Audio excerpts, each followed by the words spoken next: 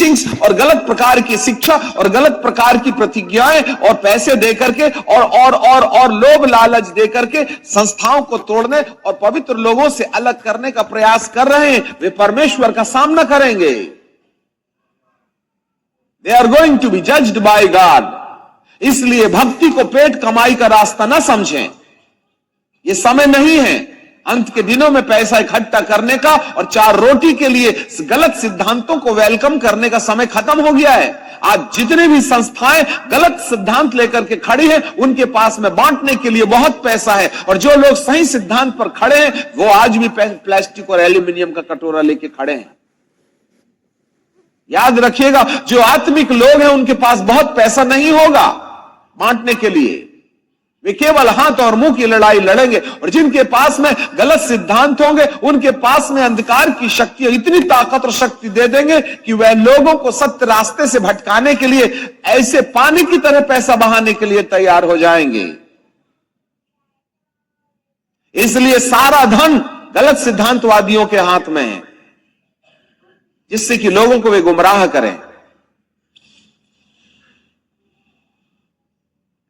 परंतु यहेजकेल का वचन कहता है, मारने का काम मेरे भवन से शुरू करो। 6वें पद में लिखा है, बूढ़े, युवा, कुंवारी, बच्चे, स्त्री, सबको मार के नाश करो, किसी पर दया नहीं करना। मनुष्यों के माथे पर जहां चिन्ह मेरे पहले स्वर्गदूत ने लगा दिया है, उसके निकट नहीं जाना। इनके माथे पर परमेश्वर की मोहर है।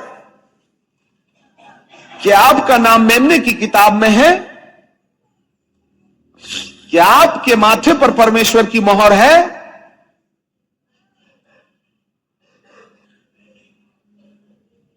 मेरे पवित्र स्थान से आरंभ करो। और उन्होंने पुर्रियों से आरंभ किए जो भवन के सामने थे। The first judgement will come upon the people of God. सबसे पहला न्याय पादरियों के ऊपर से आएगा, जो झूठी शिक्षा दे रहे हैं, जो लोगों को सत्य पथ से भटकाने का प्रयास कर रहे हैं, जो सुसमाचार में मिलावट कर रहे हैं, उनका समय खत्म हुआ। जो वचन के अनुसार खड़े रहेंगे, जो आत्मा के भय में चलेंगे, जो पवित्र आत्मा के संरक्षण में अपना जीवन चलाएंगे, केवल वे ही सरवाइव करेंगे। जो वचन पर खड़ी कलीसियाएं हैं वे बची रहेंगी। जो आत्मा के अनुसार चलने वाली कलीसियाएं हैं वे बची रहेंगी। झूठी कलीसियाओं पर गाज गिरेगी।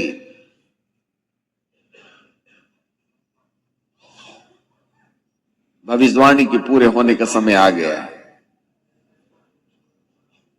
मेरे प्रियो, थोड़ा सोच के देखें ना, अपन भेड़ों की लिस्ट में है या बकरियों की? मेमने की जीवन की किताब में अपना नाम है यह संसारवाद के। क्या हमारे माथे पर परमेश्वर ने वचन की खराई पर चलने के कारण 3 दांते वाली चाबी, जिसमें पवित्र आत्मा का प्रेम, आनंद और शांति है, वो वाली मोहर लगी है क्या? केवल आनंद, शांति और प्रेम जिसके माथे पर होगा वे सुरक्षित बचेंगे।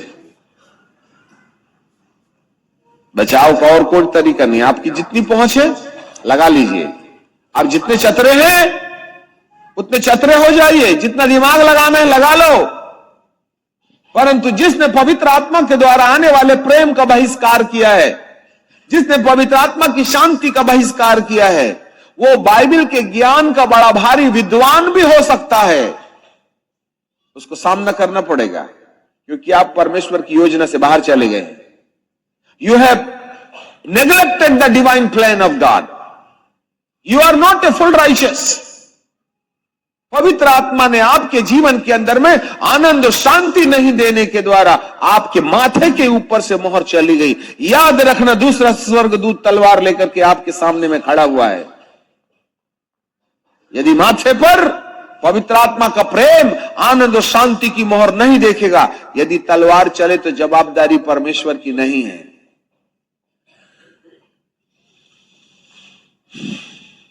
हालेलुया। प्रभु को एंटी क्राइस्ट का साम्राज्य लाने की कोई जोर जबरदस्ती नहीं है। क्या करें, मेरे लोग नहीं सुनते ना। मेरे कितने प्रचारक हैं, जिसको भी मैं जिसको मैंने अंगूर की बारी दी थी ना, उससे अंगूर लेने के लिए मैंने भेजा था। अंगूर की बारी के ठेकेदारों ने मालिक के भेजे गए नौकरों को मारा, दूसरे को भेजा, उसको भी मारा, तीसरे को भेजा, उसको भी मारा। मालिक सोचा ये ठेकेदार मेरे बेटे का आदर करेंगे, तो उन्होंने कहा, ठेकेदारों ने, यही है मालिक, बाप का बेटा, इसको भी मार डालो तो बारी हमारी हो जाएगी।